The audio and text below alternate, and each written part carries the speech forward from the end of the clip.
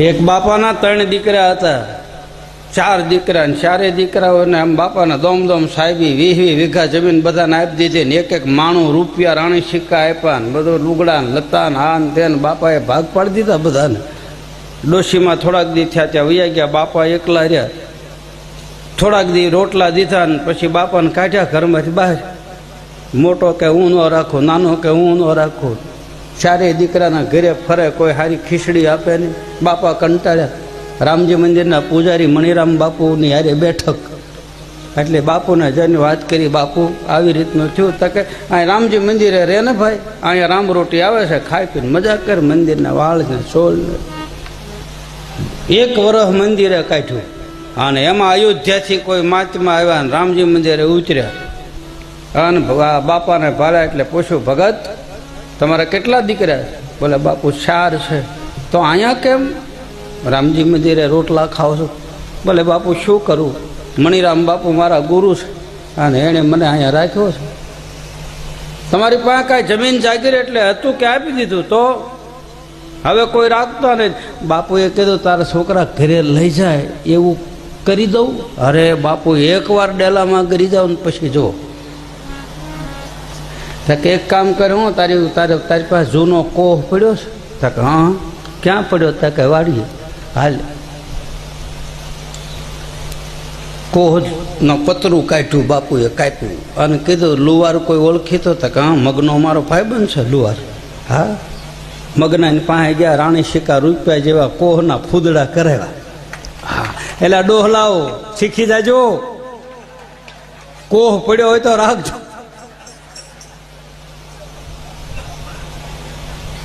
અને હાંકડા મોઢાનું માટલું લીધું. મારી પાસે એક માણું એક રાણી સિક્કા જેવું આખું માટલું ભર્યું.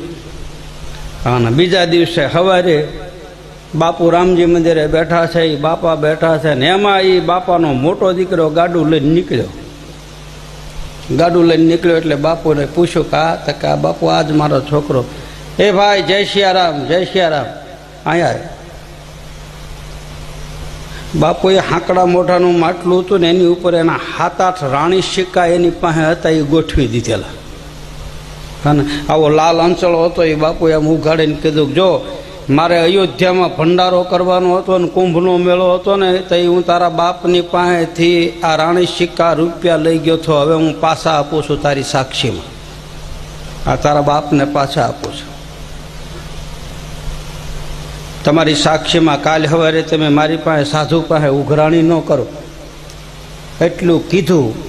હાચા રાણી સિક્કા લઈ લીધા, ઉપર ખોટું લુગડું બાંધી દીધું. બાપાને ગુરુ મંત્ર આપ્યો કે આ ખોલતો નહીં અને રાતે 12 વાગે તારા ખાટલાની એસે ખાડો કરીને દાટી દેજે ને 12 વાગે ગણજે પાણા ઉપર ખણીંગ ખણીંગ ખણીંગ. પછી કે જો તને ગુરુની દયા થાય. એટલું કહી અને બાપુએ અયોધ્યા બાજુ ગયા અને ઓલો વાડીએ જવાને બદલે ગાડું પાછું વાળ્યું, નથડીવાળા ગુરુની પાસે ગયો. સમજી ગયા? મોટીની પાસે, મોટીને જઈને વાત કરી કે આમ છે. તો કે તો બાપાને લઈ લો ને ભેગા. આ કોઈને ખબર નથી ને? કે ના. બાપાને લાવ્યા ભેગા. એ સરસ મજાનું બગલાની પાંખ જેવું ગોદડું પાથરી દીધું, તકિયો મૂકી દીધો, પાણીની માટલી મૂકી દીધી. આમ આડો છેડો રાખીને આમ લાજ કાઢીને બાપાની અરે વાત કરે, બાપા ખાવું હોય કહેજો તમારે.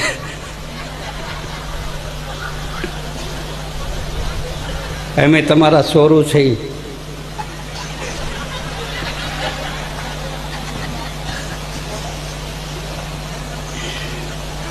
તમારે ખાવું હોય કહેજો, તમને સારે ન કહો.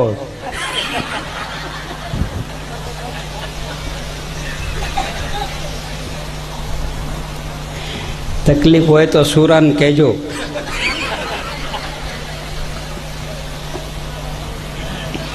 લાજ કાઢીને કહેવાય, જાહેરમાં ન કહેવાય.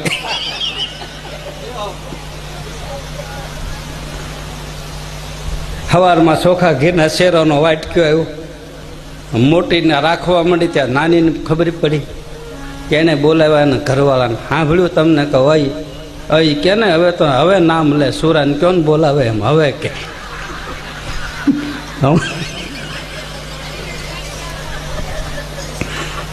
હમણાં હું સાંભળી ગયો.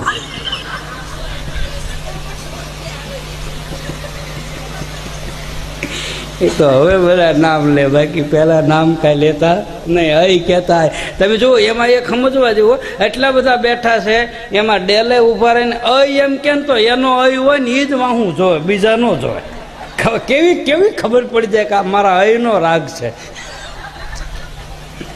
હા, એનો ઘરવાળો હોય એ જ સામું જોવે. એટલો તો એમાં અયમાં એટલો પાવર છે. અય કે ત્યાં તો એ જ સામું જોવે. મોટોથી નાનો દીકરો ને બહુ બે આવ્યા બાપા પાસે. બાપા કાલે અમારે ઘરે જમવાનું છે. ઓલી મોટી કે ના તમે રહેવા દો, તમારા છોકરા નાના, મારે જે મોટા થઈ ગયા છે અને તમે બાપાની સેવા એવી કરશું, બાપાને કાંઈ વાંધો નથી. ઓલી નાની કે ના અમારો બાપ છે ને. તો બાપા આમ ડેલો ફરી ન આવે તો કે આ વંડી પાડજો.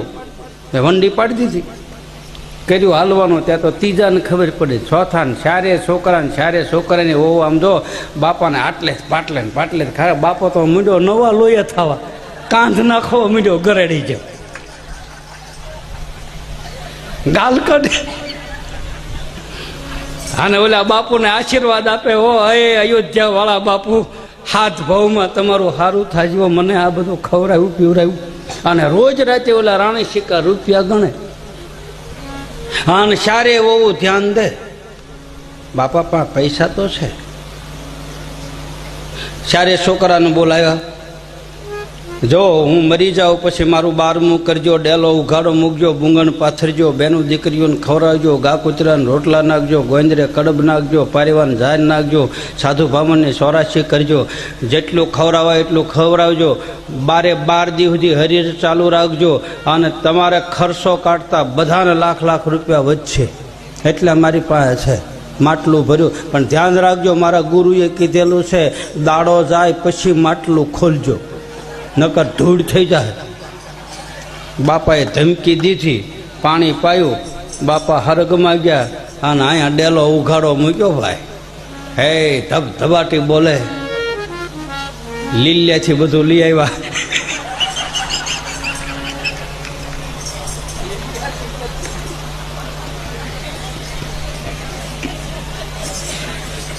મગબાફણા ફળાવા માંડ્યા. હા, 12 દી સુધી ધબધબાટી બોલી, સાધુ સંતો બેનું દીકરીઓને બોલાવ્યા, ખાધું પીધું. અને છેલ્લે બેનું દીકરીઓ રહ્યા. આ એક જોવા જેખું, જો પ્રસંગ હોય ને તારે બેનું દીકરીઓ આવે હવની પહેલાં અને જાય હવની વાહે. બોલો ભૂકો વધ્યો હોય ને એ બધો લઈને ઉયું જાય. અને આપણી માં હોય ને એ ઠેલીમાં ભરીને એમ કે હાલે હાલે ભનકા હાટું લઈ જા, ભાણકી હાટું રે, હવે રહેવા દે છોકરાના, છોકરા હાટું રહેવા દે. હા, ભૂકો વાળીને માં છે ને બધું આપે, હાલે હાલે લઈ જાય, તલ આપે ને સિંગ આપે, સિંગના દાણાને લઈ જા બેટા લઈ જા. બેનો દીકરીઓ ભૂકો લઈને વી ગયું, વાહે કાંઈ વધ્યું નહીં. હા, અને પછી સારે વહુ ભેગી થઈ અને મોટાને કીધું કે મોટા હવે આપણે ઓલું માટલું ખોલીએ ને બિલ દેવા જવું જોઈએ ને લીલે. કે હાલો, એ કે ડેલો બંધ કરો. મોટી કે મારા ઘરમાં રાખો ને, ઓલા છોકરા હક લેવા ન દે, ગણવામાં આપણને માથાકૂટ થાય. થોડું બાસકા જેવું ગોદડું પાથર્યું, માટલું ખોદીને લાવ્યા, મોટું ઉઘાડીને આમ ગોદડા માટે ઠેલ્યું હોય ત્યાં ઓલા પતરાના ફૂદડા નીકળ્યા. ને પછી જે શારે રોયા છે, હા હા, એમાં મોટી તો ઢીકા મારે. કરી બતાવું? હવે કૂટવું જ છે પછી. એ ફોટો પાડીએ. આ મોટી કૂટે હો, મોટી.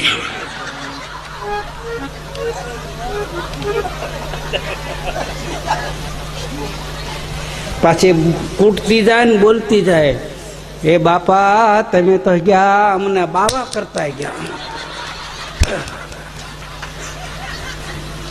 આયા નો મારે, આયા મારે.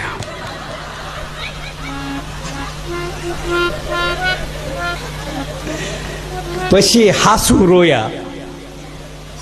એટલે કોહ પડ્યો હોય ને તો રાખી મૂકજો.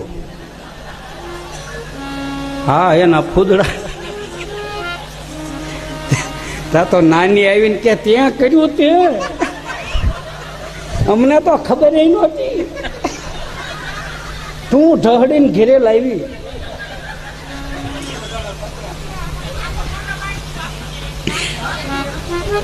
મારો ફોટો પાડે જ છે.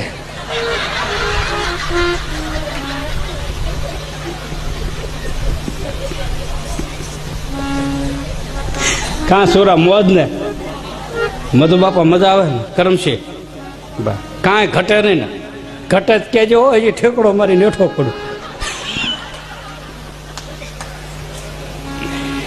જય અંબે જય અંબે જય અંબે જગદંબે જય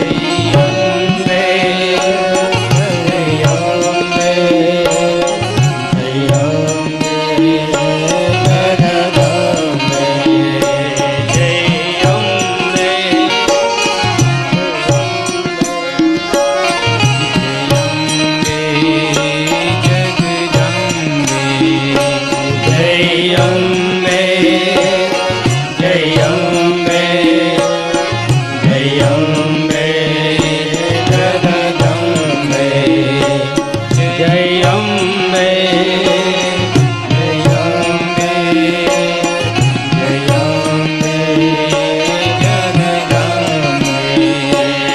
શ્રી રામ